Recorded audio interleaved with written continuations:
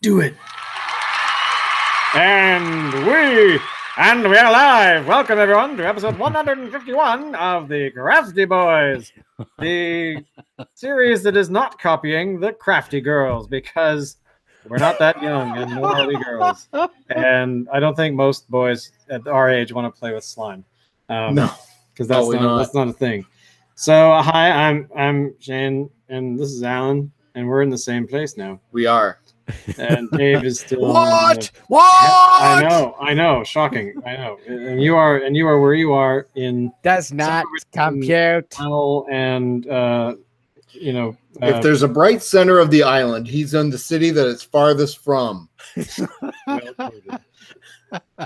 Locke might be along, we don't know. He could very well not show up ever. So there you go. Dave, this is kind of your pick today. It is absolutely his pick. Oh, is it? There's no kind of about it. I mean, he picked it. Screw you, Dave. Well, this was because we switched things up a bit last week because we had the challenge. Right. And we said, yeah, let's do it. And we said, okay, in lieu of not really having a pick, let's do one of the three that you came up with. So I said, hey. Cool. All right, we'll show them the bottle and tell them what it is and why you chose it. Crabbies. Crabbies what? It's the raspberry alcoholic raspberry beer. Sorry, say it again louder. Ginger beer. Oh, ginger beer. Alcoholic ginger beer, yes. We have had the Crabbies ginger beer straight in the past. And I know this comes out of UK. I'm not sure exactly where. But you can find this stuff, from what I understand, pretty much all over the place. Yes. Yeah, it's widely available. Internationally. Yes, Alan was educating me earlier, but it's an actual, it's the same everywhere, which apparently, as we looked it up just before we started, that yes, it is. Yeah. And it's also, I think, in this article here. I'm always curious about how they manage that. Because we know that beer doesn't travel well. So if you look at your bottle, they do sometimes say where it was bottled. So okay. So I mean, some breweries, they of course contract out other breweries to make their product. Like for example, Big Rock has a brewery in Calgary. They might have others further east. I'm not sure, but they do have one in Vancouver. And the brewery, actually, I might have said this last week, but I actually went there to pick up the beer for last week, and they were closed. So, but on their bottles and their cans, they actually say which location brewed it. Mm-hmm. Okay. I mean, it's it also says don't buy into that. It also said product of the UK.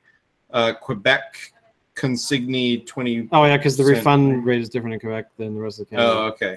So now I will point out, I don't know that this actually qualifies as a beer in the strictest sense. Probably not. I mean, ginger beer is a thing. It is a thing, but it is not. It's about as much a beer as root beer is. True. Which isn't much at all.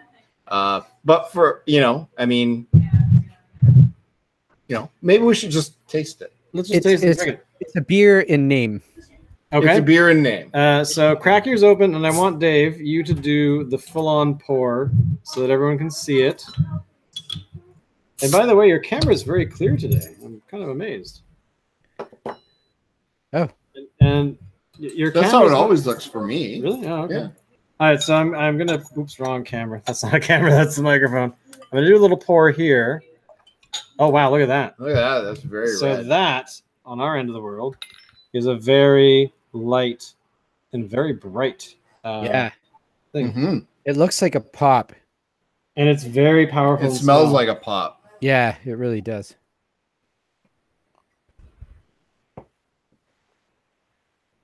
And it tastes like a pop. It tastes like pop. Oh my god. This is like when you're sick and you stay home and for me I always request Canada Dry or ginger ale in general. And sometimes I'll get regular ginger ale and sometimes I'll get the raspberry kind of it. That's like, this is exactly what it tastes like. Like, I do not detect at this moment, I don't detect any alcohol in it at all. No, not at all. I can taste a little bit. So the original Crabbies, which we did about a year ago? Yeah, it was a while ago. Something like that. Had a bit more of a spicy flavor finish than this one. This one's a bit sweeter. Not a bad thing necessarily. I think I prefer the original Crabbies to this one. Yep. This one has a bit of a medicine-y kind of flavor to it. And Shane's absolutely right. This tastes like cherry Robitussin or something. What was the one we were having that tasted like Dimetapp? Yeah, I forgot which one that was. Yeah. It was like it wasn't like a grape, but it was something that we were like, this is like cough syrup. Like it doesn't have that awful kind of aftertaste or that sort of that hit of cough syrup you get. Then you're like, oh my god, why am I drinking this? It was more of a just that subtle kind of thing that like this reminds me of something as a child. Unless our parents were giving us booze as kids, but I don't know. Well, there was probably alcohol in it at the time. Yeah, I remember my parents gave me like aspirin when I was like 4 or 5. Like I had a fever and they were trying to bring my fever down and they were like putting that in honey. And then 20 years later they were apologizing, like, we gave you that, we almost killed you, or whatever that problem is that you killed you. Well, if you give aspirin to like really young kids, they can react badly, and with the thing that like inflames your brain. You've had 3 kids. You haven't killed yours. Your brain. That explains a few things. It does actually. Bite me. So I'm finding this to be kind of sweet. What do you guys think? Like, it's overly sweet. Yeah, it's overly sweet. It's a bit too sweet, but again, the raw ginger, you're never going to get that a full-on sweetness. You're always going to get that sort of tart kind of thing. But the raspberries are overpowering the ginger. So, well, it's almost like they went really heavy on like raspberry juice. Yeah. In this. Yeah, depending on how they added it. I mean, that's the thing too, is that you get like beers that have flavorings in them, such as fruits and whatnot. But some of them use actual, they have like a mash of the fruit, partially liquefied so that it brews better. Then you have the really hardcore people that take, like I actually did this with an apple cider once last year, as I did the base cider of how I make cider. But I had, I think, 2 bags of apples actually from my sister's backyard. And so we had peeled all of the apples to make applesauce and apple pie filling and things. But we had all these peels left over. We had all these other parts, so we just threw those into the brew. And we actually left that one for a long time, just as we could watch it break down, and eventually it broke down to where you could barely detect there was parts of apple in it. So how long did that take? That was probably about at least 6 weeks, I think, of just that part. Usually it's about, I mean, if you want it to be drinkable, you could probably get away with a couple of weeks, and then that's so was that your primary? Yeah, totally on the primary. Then after primary, that, 6 weeks. Wow. Oh yeah, no, it took a while. I've actually had some ciders that took a long time to do the magic. Then of course I test them and it's like, oh, this is 9% alcohol. Yeah. No wonder. But again, it's that the sugar is from the apple, but then I also add sugar to bring the alcohol content up. But I have my slaves that are working away, all my several billion little friends working away, making the alcohol. Oompa Loompas? Huh? The Oompa Loompas, yeah. The yeast Oompa Loompas. The I can't even say it. The Yupa Oompa? I can't even do it. I'm trying to put Oompa and Loompa, but start it with a Y, and I can't do it. Right. Dave, give it a whirl. Oompa Loompa? There you go. See, that's what I was trying to say, but I failed miserably. You did. Good on you, Dave. Yeah.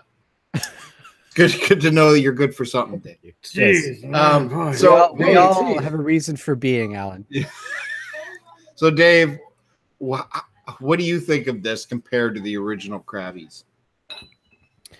Pretty much what you do. Yeah. Well, and Shane too, from the sound of it. It's I think if they maybe cut the raspberry in half ish, Yeah. I think that would be pretty much perfect. Unknown video joined this call. Lock! Right. So, And he's gone. Oh, no, there he's back. He's frozen. Ugh. Locke is frozen. Can't even see him. He'll- His video is he'll- completely messed up. He'll join us when He'll join he's us able. eventually again. Yes. Okay, so I think we're in agreement. The Crabbies is it's okay. I like it. Yeah, I like it, but unfortunately, it is a little too sweet. I wouldn't get this again. If No, I was I'd go back to the original. if I was in the mood for a ginger beer, and I am in the mood for a ginger beer from time to time, especially in the summer, I would definitely go for the original Crabbies. Yeah. That is winner. Totally. It's a little bit expensive, I think, for the size of the bottle. This came to like it's half a liter. $4.30. Yeah. What? Yeah. 6. What? Why is Yeah, it more I paid expensive for you? 6. 6? Yeah. Good Lord, man. Where You did gotta you- shop And at that the was liquor a, store. that was a Liquor Plus. Locke too. is back again. Hello, Locke. All right. oh, so I'm using my phone right now. This is Google Hangouts on a BlackBerry because Blackberry. because I Yeah. literally have no other internet. So I figured I'd check in and just sort of say hi, guys. Oh, did your computer, your internet die? Yeah, well, so here's the thing: the router's working fine. Everything's connecting except for the interwebs. Oh. Like it's like not there or something. Well, you should call up the Al Gore. Well, we Thanks, just had a Obama. problem just this week.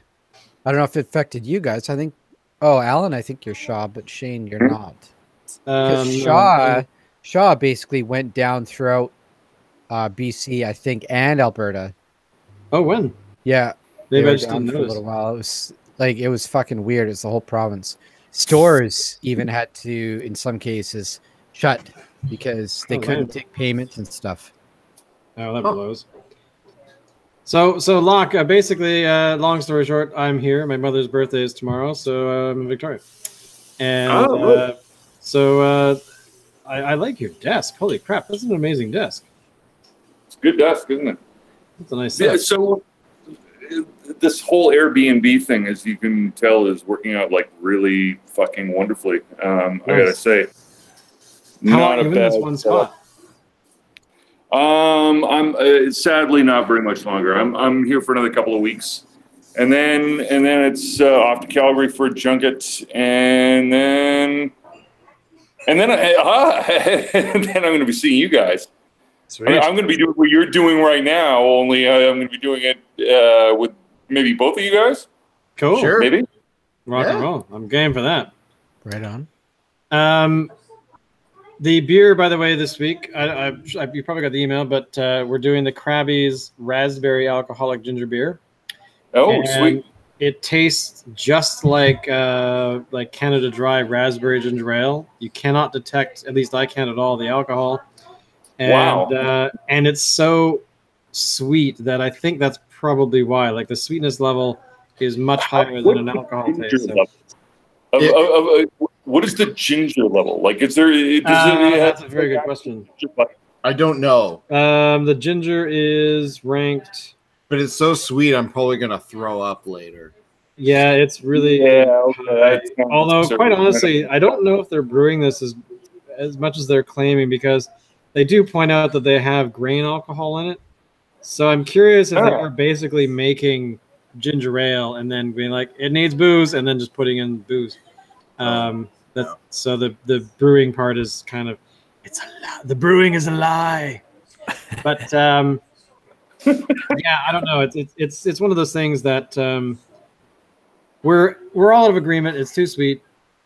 Not the best thing. Probably wouldn't get it again unless we were really, really wanting a sweet. Basically, a cooler. It should be in the cooler section Yeah, of the. absolutely. Exactly. Yeah. Totally. Yeah. And actually, Okay. interestingly, I had difficulty finding this thing because on my the liquor store website, BC Liquor Store, it said that my particular outlet had 48 bottles. I'm looking all over the beer section for it, and I can't find it. Know where it was? It was with the coolers and all the chick drinks. Yeah, this for me, there was like a wall of this stuff at the Oak Bay liquor store I went today. So they had a lot of it. Like they had, I was searching for it, I couldn't find it. I finally found it in the just the wall of bomber bottles, and then but it was only like in one lower down shelf. There's like two across, so they were easy to miss. So then I turned around, and there were like all those stacks of big boxes like this. So. Oops! So I just totally tore that out of your face. Let me put that back in there. There you go. But overall, apparently this was introduced. I guess is this the introduction time when it was actually created? In 2015? No, I don't think. Well, I don't know. This Crabby is is Scottish raspberry flavored ale. Brewbound. But again, it's apparently still being done in all brewed in Edinburgh. So now. Interestingly, at my liquor store, it had a label on it saying it was new. It was a new product. Really? Maybe they had one that was really, better. I kind of wonder if it's seasonal. Possible. It is possible. Anyway, so let's move on from Crabbie's alcoholic raspberry ginger beer to probably the most exciting news today. Which came out today as well. Alan, what was confirmed today to happen in 2021? Indiana Jones 5 is coming back. It has been moved back. It had an original date to be out in 2020. It's now been moved back to 2021. There's very little known so far. Of course, it will have Harrison Ford in it. That's the only confirmed actor to be returning. The only other confirmation is that Shia LaBeouf, will not return in this one. It's also been noted that this will likely be Harrison Ford's final go as Indiana Jones, and if there is another movie afterwards, he would be recast, possibly as a female or something like that. Yeah, I guess there's a quote here from an interview with Spielberg in 2016 saying that the one thing I'm telling you is I'm not killing off Harrison Ford at the end of it. Yeah, no, so they will not kill off Indiana Jones, but it'll probably go the way of James Bond, where they'll just recast it. Now, here's a question. And I'm okay with that. Yeah, I mean, so am I. I mean, there's only so far that someone can do action films like this without, really getting hurt. So I'm actually going to say this one thing. Is it possible for a serial character, like a character that goes from adventure to adventure to adventure, to actually be killed off? Like, is that a thing that can be done, or is there actually a genre of a hero to be like James Bond, to be pretty much immortal? Like, he cannot be killed. He can be hurt, he can be injured, all these kinds of things, but to actually be killed outright, I think this is Indiana Jones is sort of one of those few characters that is not. You can't do that. Like it's just part of that. It's not because of the character, but I mean, you can be recast and all that kind of thing, but you can't actually murder that character because that's ours. Not permanently. I don't know about that. I'm sorry, but I don't know if I take that view, and here's why. The movies was one of the truly clever things that George Lucas did with that franchise was he set it during World War II, which is to say that there's a heightened sense of history about all of the events taking place. Yeah. And so the opportunity for metaphor is perhaps heightened. I think if there was really I don't know if it probably didn't end up as a cinema sin, but one of the problems with the last one, the most recent one, was that it happened in the Cold War, and oh God, you know, the magic is gone. Like, I guess what I'm suggesting is that prior to World War II, a lot of the world's older mythical systems still worked. After World War II, it's questionable. And I don't know if that's, I think that might have compromised some of the last film's effectiveness. Possibly. The atomic age is inherently, although it's the closest we've reached to a, or maybe the failure of the last one could be, you know, attributed to George Lucas's involvement. Speaking of which, George Lucas is confirmed to be an executive producer on Indiana Jones 5. Well, the one thing, I mean, there's an interview out there on YouTube that I found. It was some junket that Spielberg was doing, and somebody asked him about, I mean, this is probably 2012, 2014, somewhere in there. Well, they asked him about why the whole story was about aliens and knowledge being their treasure and blah, blah, blah, blah, blah. And I don't know, either he was just so, like, he was at the end of a long day of doing these sort of news interviews or whatever, but he just says, that's the fault of George Lucas. Like, he had this idea that he really, really wanted to do, and a lot of us were reserved about it because we didn't quite think it was work. We think we were more right. But yeah, I mean, if you want to blame anyone, that's George's fault for really pushing an idea that doesn't come across on film that well. Yeah. And you know, because especially with that genre of film, it's a serialized adventure based on stuff from like the 30s and 40s, where people would go to go see a movie, and these serials were like the thing you'd watch beforehand, and they were like 10 minutes long. Trying to take it into a sort of a 1950s bridging into like the 60s. It breaks the fifth wall. Does it break the fifth wall? Is the fifth wall time and when you engage in that sort of anachronism, that is to say, the magic that worked, that made all of the mythological stuff engage with the period in which the original films were set, does it get compromised by going outside of that time barrier? And I think maybe it does. I think so too, definitely to a certain degree, because the equivalent of, like, you know, the adventurer digging up an Egyptian mummy and the Huns coming over the hill or whatever is exactly the sort of thing. Like, there's the archaeologist digging in the ground in actually, again, in Egypt, but also, you know, the Nazis are there to, you know, to represent that kind of evil that it's been long enough where it's easy to make fun of. 2, it's still scary.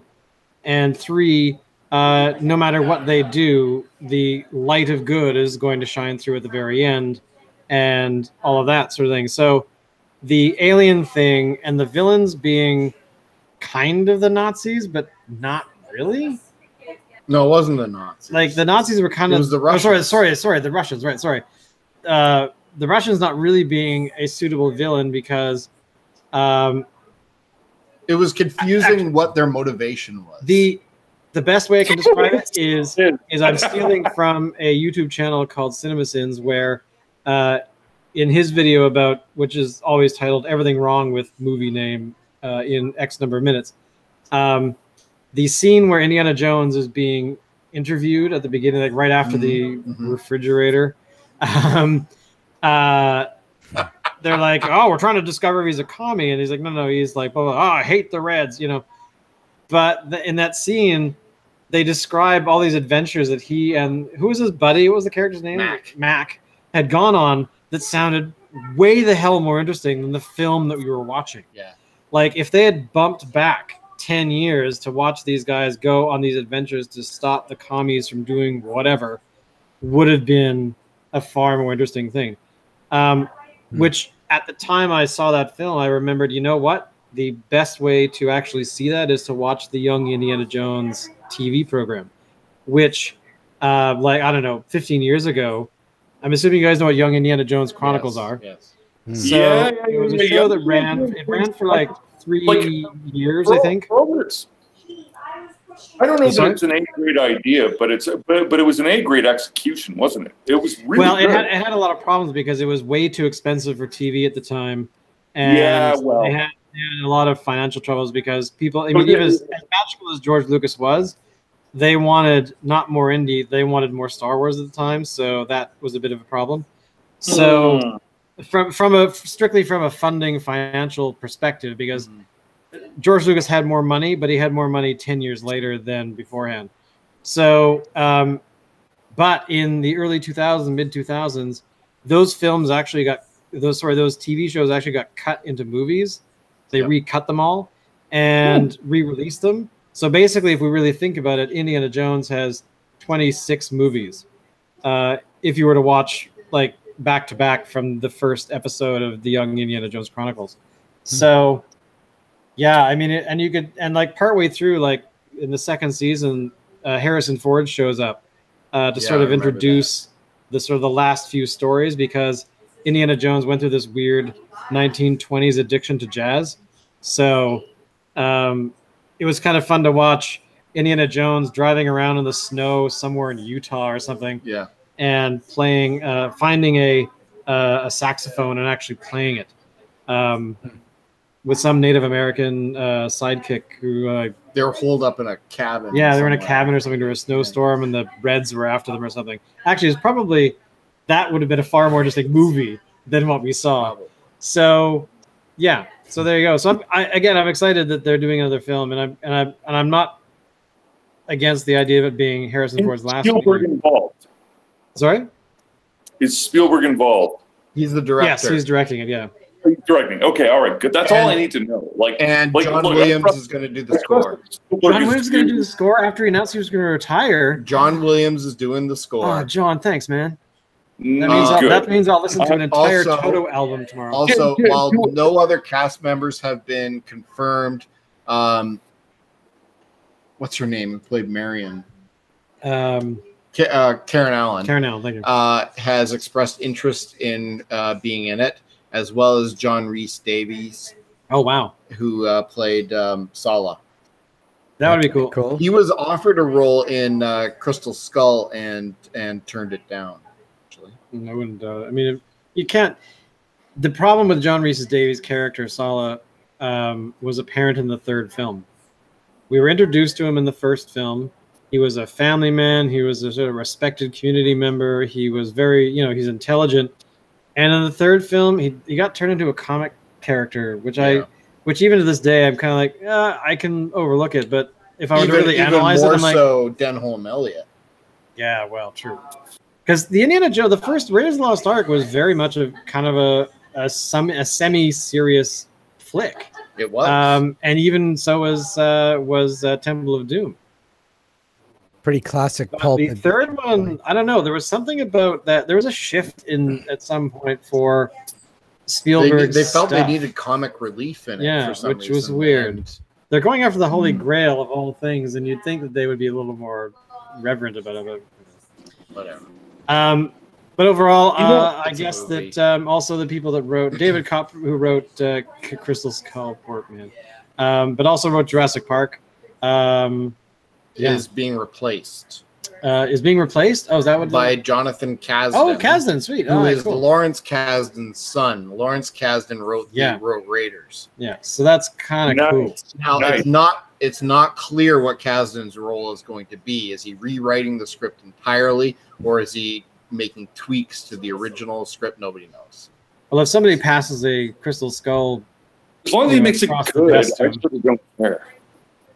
As long as it's good, yeah, who cares? Which is kind of what's happening in the Star Wars universe right now, where we have a lot of people going poo-poo on the last two films.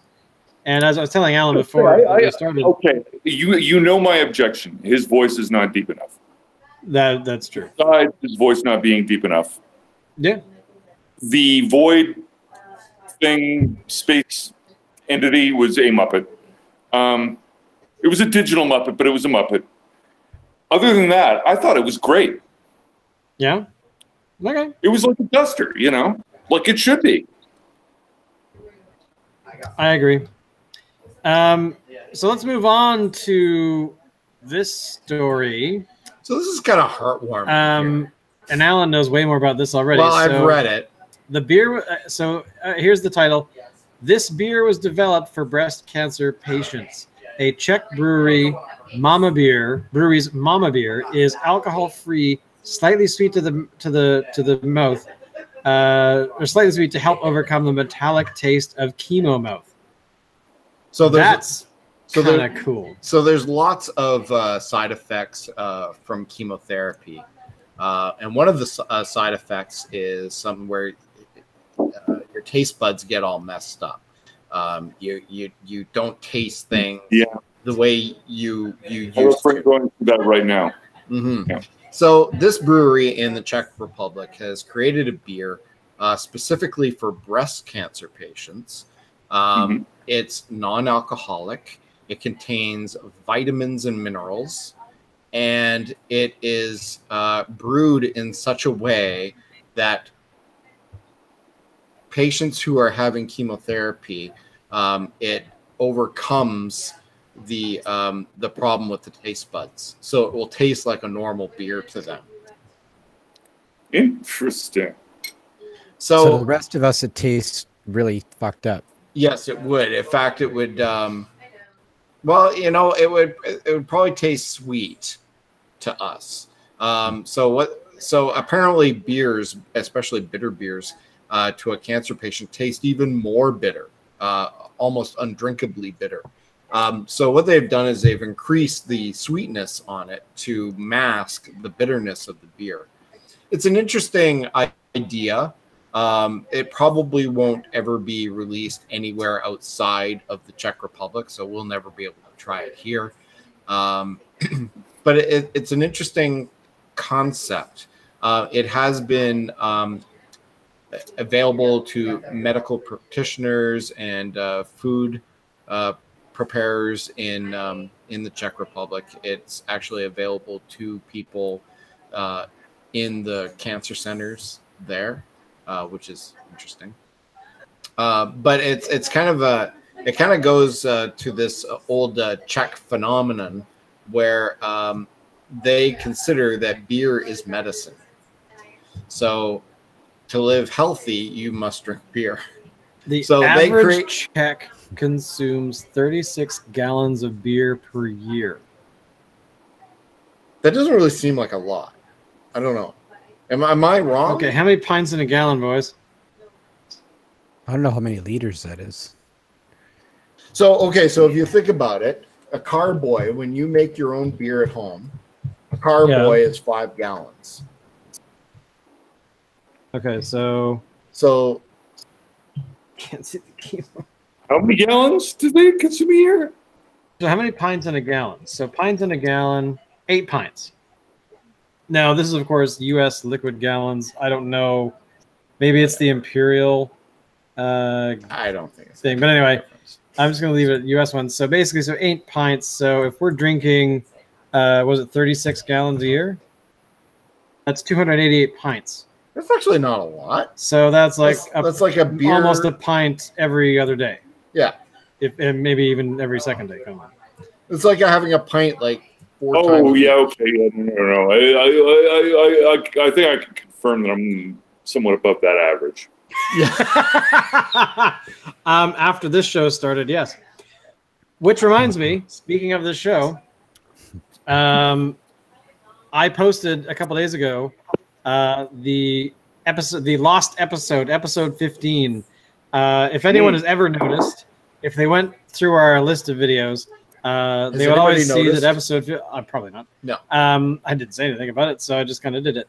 But so I finally downloaded the original video streams and I cut them together so that it makes sense.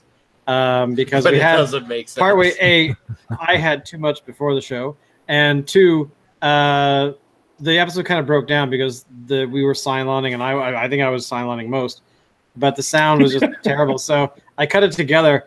My favorite part of episode 15 is it starts and it's Locke's face doing exactly what you're doing right now, just laughing away, and I'm like, I don't know what's going on, and Locke, you were just making fun of me for like the first 5 minutes. Like It's kind of like how you are right now, Shane. You know, that kind of thing. So it was amusing. So if you guys want to see it, it's in the stream. I posted it a couple days ago, and I also put it into position 15 on our thing because for the longest time, and this is actually what got me to do it. Last week we did the 150th episode, and I kept seeing the playlist saying 149. I'm like, okay, God, I gotta go do that right now. So like a Sunday morning, I'm like, I'm cutting it now, pulling it out, cut it down, remixed it, and then sent it up. So congratulations, we now officially have 150 episodes on our channel. Well, 151 now. Sorry, yes. Well, today I'll be one. Yeah, you know. Hey man. Hey man. All you had to do was wait a few detailed. Anyway. Thank you for doing that. Thank you for doing that. So that was the episode where we did the yes, Duchess de Bourguignon. It was Locke's pick. What was that? What was that beer called? The hang on, I'll tell you right now. It was the Duchess de Bourguignon or something. Flanders. I called it. Now here's the thing: is I don't actually know what the beer was called because I couldn't find someone saying the actual name. But Locke kept calling it the Flanders Red Sour. I know that's not the actual name. So so that's the Verhaeghe brewery out of Belgium. Okay. So let me just lay it down. In Toronto, everybody just calls it the Duchess. Okay, so that is the beer that we had that day. Yeah. And we liked it. I mean, I didn't watch the entire episode, but I did watch a bulk of it. Similar to this beer, we were happy about very. Look, you want a fascinating reference? I'm drinking it right now. Oh, that's how much I appreciate this beer. 115. Or sorry, 115. 15. Thank you. I was going to do it again. 15 to 152. Never mind. It had more impact when I could say it right. Yeah. What's in the air in your house? Oxygen. I was going to say maybe some carbon dioxide. Probably kid farts. Yeah, kids. But overall, there you go. So if you want to watch that, fill your boots. Okay.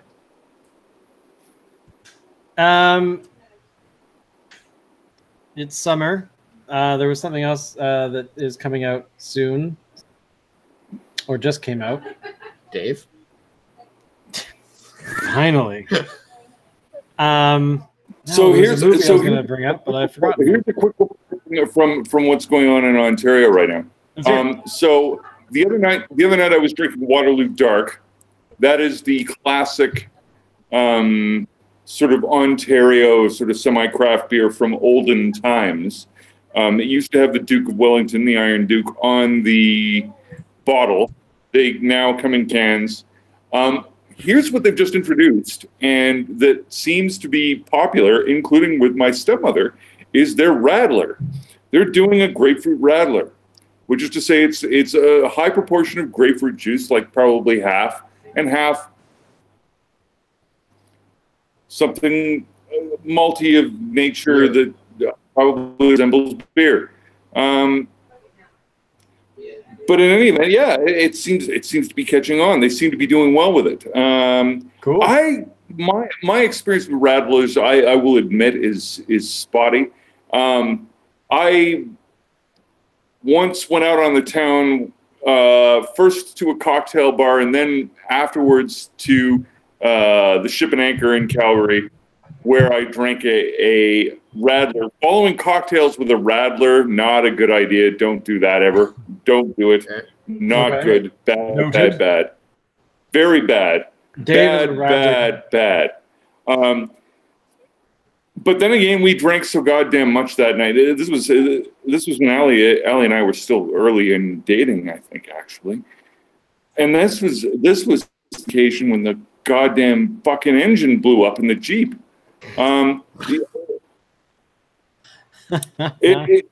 It was a morning of vomiting, followed by getting into a Jeep with a much love. Yep. And then having the engine fucking blow up is sort of what happened. But yeah. So anyway, so Rattler's great. You gotta love them. that grapefruit juice and beer. Yeah, Dave. Because Dave. Well, when Dave went travel. How many years ago was that now, Dave? It was like A couple of years now, maybe 3. Yeah. Where he went to some place in Europe. I went to the Netherlands. Netherlands, and that's basically all he drank because apparently the water will kill you. Oh yeah, it's probably the same throughout much of the lower countries. Right. Countries that don't. Well, they get their water out of like a peat bog. Oh, do they? Yeah, it's just one peat bog for all of Europe. Oh, okay. It's like all the pipes. Yeah. And there's some guy in there like constantly like just shoveling water into the pipes. He is an albino, and he's got like his eyeballs like hanging down here. He's like, I can see that. I mean, quite honestly, we're so advanced. I mean, I'm so pleased that Victoria is able to really, take its sewage and treat it before they dump it directly into the ocean. Did you know that people in Europe drive around in giant pumpkins? Yeah, with horses. I heard that. Yeah. Really? Speaking of pumpkin and horses, I watched the latest Harry Potter flick from a couple years ago. Mm-hmm. It sucked. I was very disappointed. It was a mess of confusion. Okay, so at the risk of enraging you guys here, I saw a movie recently that we've talked about here, and we've all discussed saying that we'll never see, but I watched it. And? It's the new Ghostbusters. It popped up on Netflix a couple weeks ago. It popped up on Netflix. Yeah. You know what? You know what? I recommend watching it. It doesn't take away from the original. It's its own thing. And you know what? For what it wasn't half bad. The story is different. The story how they all met is different. It's just a reimagining of the whole Ghostbusters thing, and it was decent enough. It was fun. I enjoyed it. I laughed. Decent enough. Huh? Yeah, it was decent enough. Well, look. No, you laughed. All right, fair. That's if it scored a laugh. I mean, for something it was never intended to win an Oscar or anything like that. And you know what? I bet you the original one didn't either. The original one is only appreciated so much because of what it meant to us in our childhood, right? Sure. It was weird for its time. It was a disciplined film on both a horror and a comedy level. It was trying to do both, and it did it both. Not a lot of films have done that since. I can name one, The Frighteners. Yeah, The Frighteners is great. It takes a lot to make a genuinely funny and yet genuinely scary horror comedy. Yeah. Right. Did it do that, Alan? I thought so. Did it do that? So. And there were some nice callbacks to it. Like it had the Slimer was in it. Bill Murray was in it as some characters. All the originals were in it except for Rick Moranis and Harold Ramis, obviously. And even if you watch into the credits, there's even a scene. I don't know if it's a cut scene or a scene that they did for the credits with Sigourney Weaver. Nice. So everybody is represented. Annie Potts. Yeah. Okay. Dan Aykroyd, Bill Murray.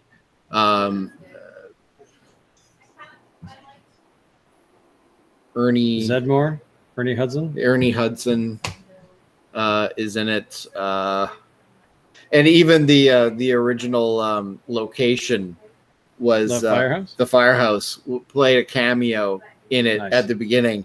It was kind of funny. They're looking for a place to start their business, and they're like, "Oh, this place is perfect," and the realtor tells them what the rent is, and they're like, "Okay, later, we can't afford this." I'll have to watch it, but was the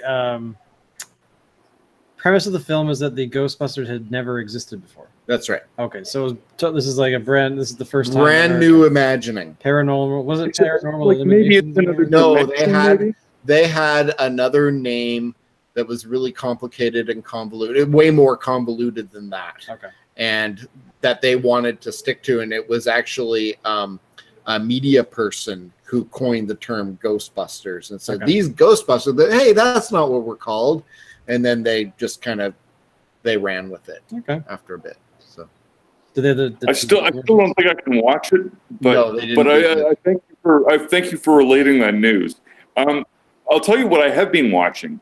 Gorgeous Ladies of Wrestling, the show about the show. Yes. And my God, I digs that shit.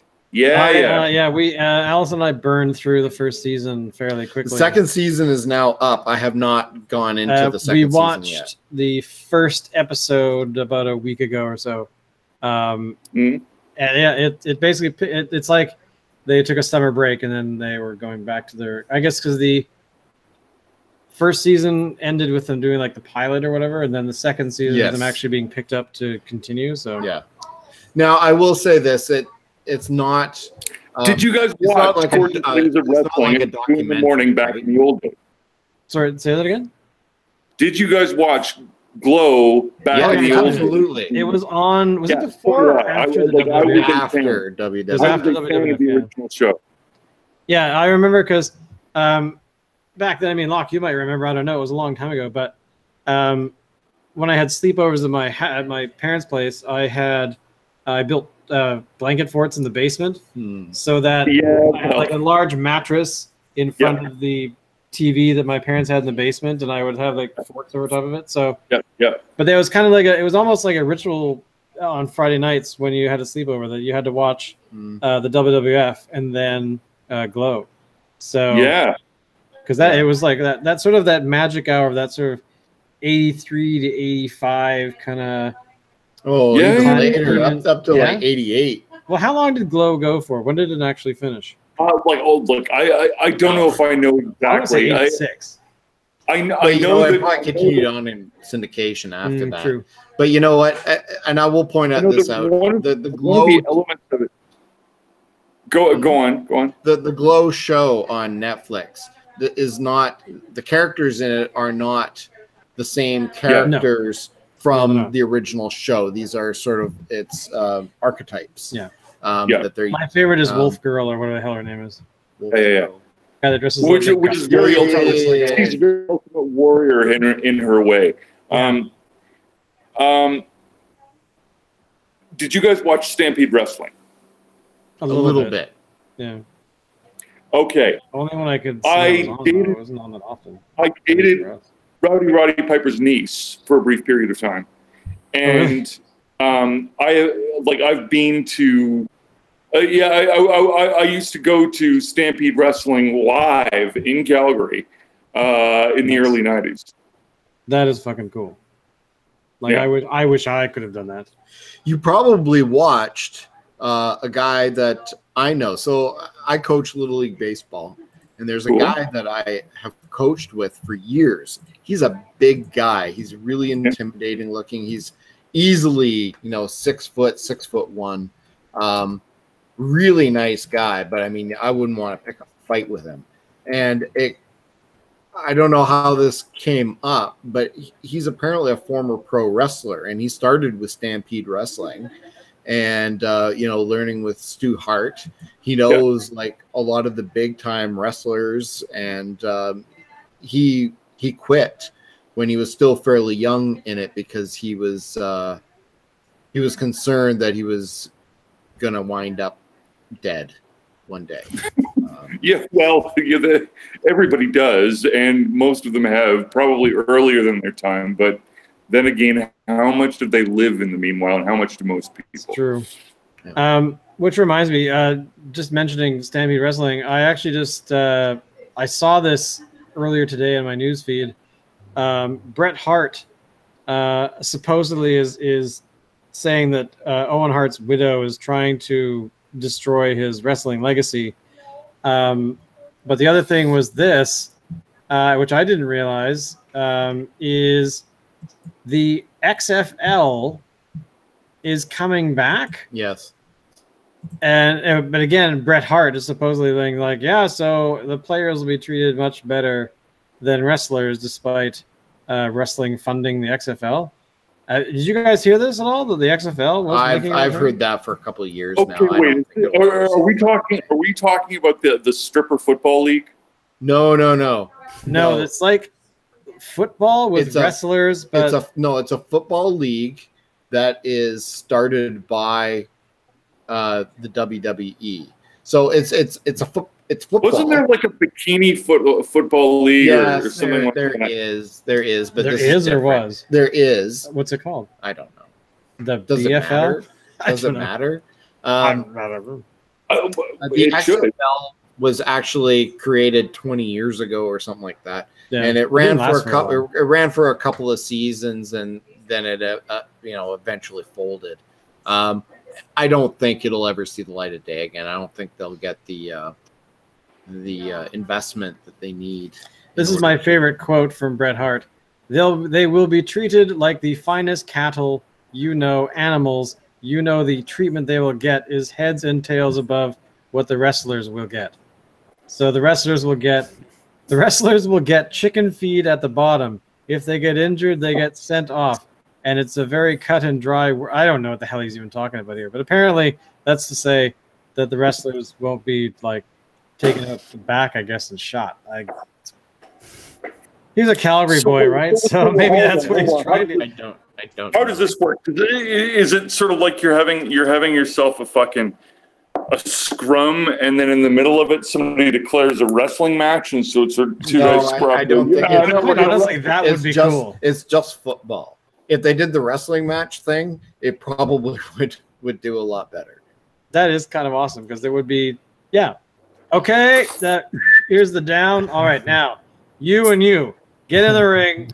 5 minutes, go. Like whoever wins, that's where the turnover is, or whoever gets the ball. That would be kind of awesome. Yeah. Hey, you put beers in the freezer. I did. I was hoping they're probably frozen by now. You better go get them. I better. Yeah, you better get over there. I took the liberty of buying extra beer for myself and Alan, so you two guys are out of luck. I got category 12. I think the biology. I'm well supplied. And there you go. What else did I get? I forgot. You also got from Vancouver Island. Vancouver Island Brewery has a grapefruit IPA. So it seemed, I don't know, I haven't tried it. So I don't know if we've done it on the show. So it's something to consider, I guess, if we haven't done it already. But anyway, on that note, thank you everyone for watching, the thousands upon thousands of fans that we have. And Alan's doing the outro. But we'll see you guys next week for 152, where we have no idea what the beer will be, but I'm sure it'll be awesome. Because they always are. Bye!